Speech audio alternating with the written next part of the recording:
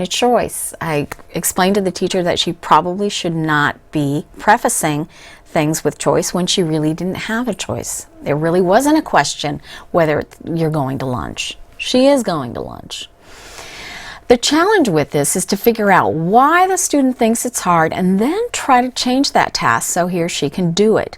So what is bugging them about lunch? Is it because the lunchroom is too noisy? Is it too far? This student was rather overweight and had difficulty ambulating. Would that be the reason why she's saying no? Figure out why and then change it so they can do it. Now, we've talked a little bit about language and difficulties, and we know that idioms, these are words in the English language or expressions in the English language are unique, like it's raining cats and dogs. That is a literal interpretation of that. Given what we know about the brain architecture of an individual, it's going to be very difficult to discern these idioms.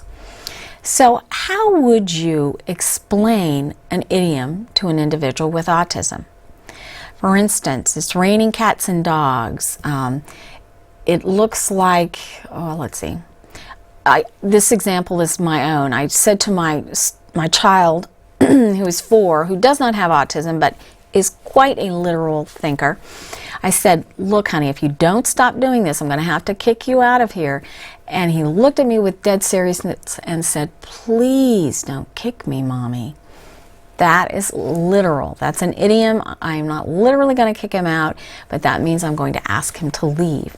That's considered an idiom. So think about how idioms would affect the understanding of someone with autism. And how would you explain it, given what you know about the brain basis and brain architecture? So something to think about. Idioms are very difficult for individuals from a different country, and it's always interesting to see how they explain the idiom. Sometimes it has no meaning. Implications of the brain basis continued. Students with autism cannot change the way they think and perceive the world. It's a result of the way their brains are wired. So you're going to have to make changes to accommodate them. Next time you feel like saying, you know, he can do it, he just won't, remember that the child reacts in a certain way because the information in his brain gives him information in a different way about the situation. It's that teacher's job to interpret the behavior and make changes so he or she will respond. Okay? Now we're going to see a videotape of a video called Faces of Autism.